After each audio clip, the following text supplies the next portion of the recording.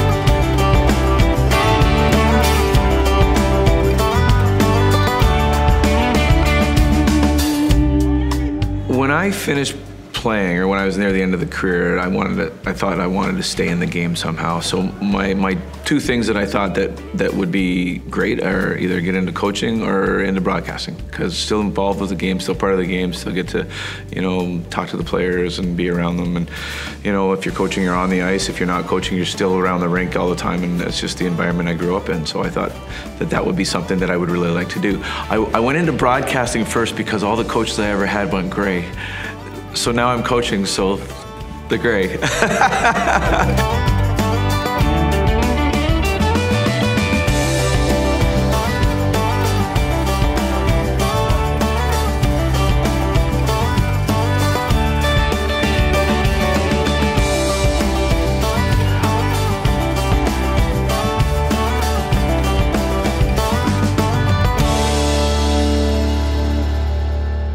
Finished in Philadelphia in '98, and then I went over to Germany and tested a couple years. I had torn my labrum on my shoulder, and so when I finished in Philadelphia, it was basically undiagnosed, and so I was done there, and all of a sudden I find out it was August before I realized that I needed surgery, and then it's like, okay, so what am I going to do now? I mean, no NHL team's going to sign me if I'm hurt, and so it was one of those situations. Well, let's go to Europe. Let's try and see what can happen over there. So I went over there, spent a little bit of time over there, and then by the time I came back, it was just I wasn't going to be making another run at try to make it in the NHL or even the American League. So I basically was pretty fortunate. I transitioned right into broadcasting almost immediately after that, so it was great. It was a great transition. It was a great way to stay in the game and keep my head above water with just not getting down because my career was over. It was an easy transition. It was good. I spent 5 years broadcasting, and I was very fortunate. I got to do 5 Memorial Cups. I did an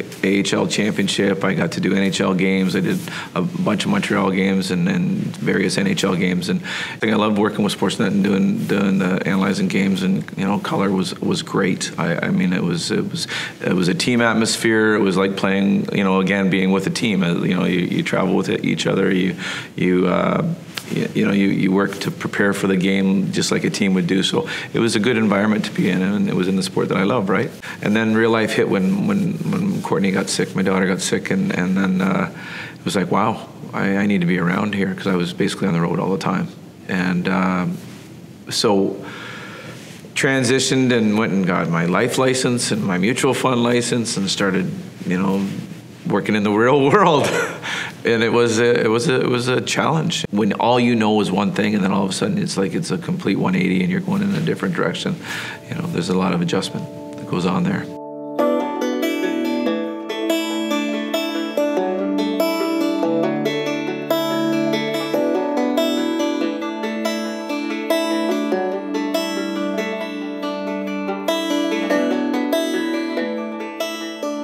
You know, my daughter had been sick for a long time, so there was just no time to do anything other than be there for her, and that was, you know, what we had to do, and that's where I wanted to be. So I had an opportunity in 2015 in the fall to work with Coburg Cougars just as an assistant, to come around and just kind of, you know, have some input. For a couple months or so, I was there with the team, and eventually my daughter relapsed, so I had to leave. But that was my getting my foot in the door right there was what happened. And then the following summer, Brent Tully was the general manager for Coburg, and he basically we were talking, and I asked him how the hunt was going for a coach. And he said he was just having the hardest time. And I said, well, you know, what are your expectations? You know, what are you looking for? And basically, by the end of the conversation, I said, I'd be really interested in that. And by the end of the week, I had a contract, and we had signed a deal, and I was coaching the team that was going to host the RBC Cup that year. Yeah, and then we ended up winning the RBC Cup.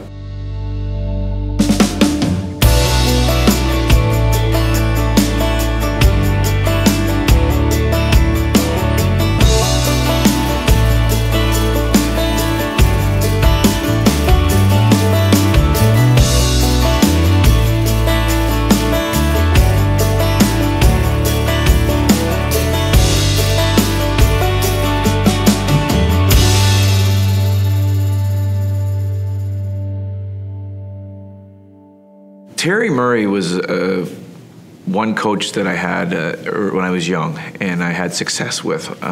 So when I was with the Washington Capitals organization, I hadn't cracked the lineup yet. He was coaching in the minors, had a little taste with him throughout the season, and then he made me put the C on my jersey. We had a good rapport.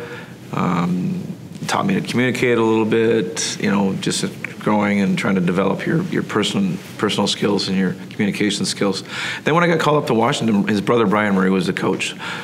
Halfway through the season, Brian was fired, and Terry was called up pulled in to be the head coach of the Caps. Good chemistry. But what I really learned from him was about how important the team game was and the structure of the game, and everybody on the team needs to buy in. Because if one or two guys are not buying in, then the structure and the system just doesn't work.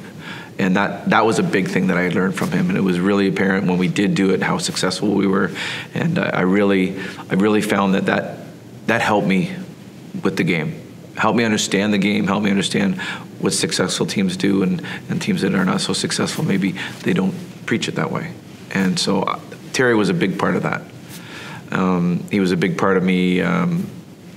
I had to learn how to talk to my coach. You know, things weren't going well. It's like, hey, coach, what can I do better? You know, and to actually get in front of him and actually admit and say, look, I'm struggling. I know I'm struggling. What can I do better? It was a lot. And so once I started doing that, it took that weight off my chest, and I became a different person, communicated much better. And then another coach that was really good for me that way was Larry Robinson when I was in Los Angeles.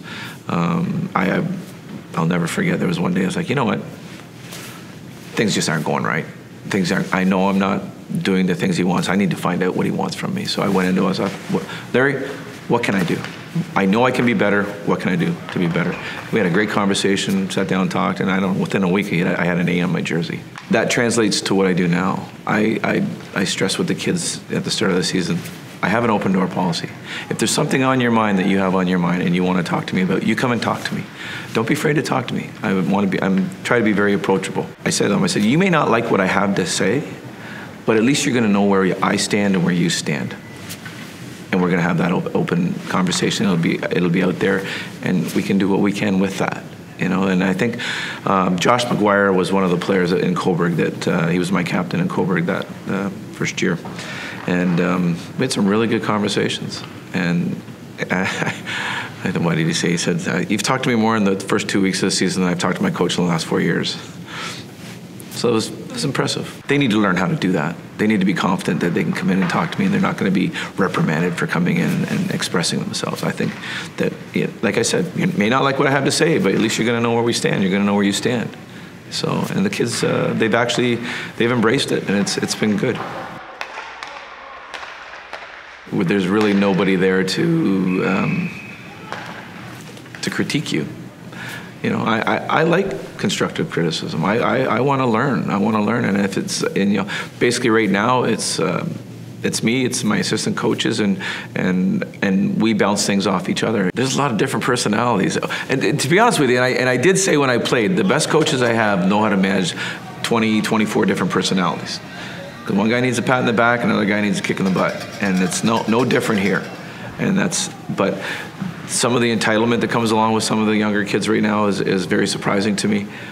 And when I played, it was like I had to earn every inch I got, and it wasn't about I should be playing here and I should be playing there. It's like I'm going to go out and prove myself. I'm going to get on that ice, and I'm going to work so hard and do everything the coach tells me as best that I can to make sure that I get myself in the best position to get opportunity. And sometimes I think now the kids come in and they just expect that they're going to be on the power play, or they're going to be this, or going to be that. So there's real heart-to-heart conversations throughout the start of the season, and you know, throughout the season, it's like, here's your role. You know, we've talked about your role at the start of the season. You know, we reevaluate as the season goes along, see where you're at, and there's a reality check there. Hold guys accountable. You know, make sure that they're playing within the structure. They're not being selfish. They're with a team. You know, we're here to win a championship, and I'm not the guy that's going to do it. It's all 23 of you guys in this locker room that are going to do it, and you need to work together to do that. So when there's individuality, it doesn't work. And there's real heart-to-heart conversations with some guys, and it's strong. It's not a real mild meat conversation sometimes. You know, they're very upset. And on the other hand of it, I've had conversations with guys, and I've seen the 180 in their game and their personality and their perspective, and it's so rewarding to see that. I'm so proud of some of the kids that, you know, they just get it, embrace it, and go. And I had that this year with one guy, and I'm just so proud of him. It's amazing. I think that's the communication part. It's the teaching them, you know, what's expected, and what's expected of not only you as a person, but as a teammate.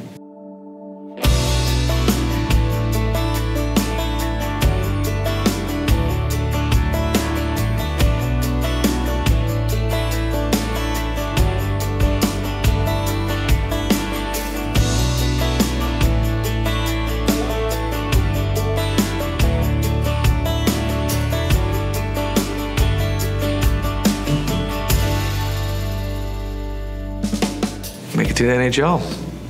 That's the goal. Actually, and you know what? This is my third season. I had some success. I think I understand the game pretty well. I mean, playing at a high level now, working with systems and players and communicating with them, and that it's not a lot. It's not very different from what it was in the NHL. But I think I wanted to make sure that I got some years under my belt here, just to kind of get some familiarity and some consistency, and learn about myself, learn about the players, learn about what I like, what I don't like, things like that. So I think moving up would be the next step. I mean, I don't know what it's going to be, but it would be the next step.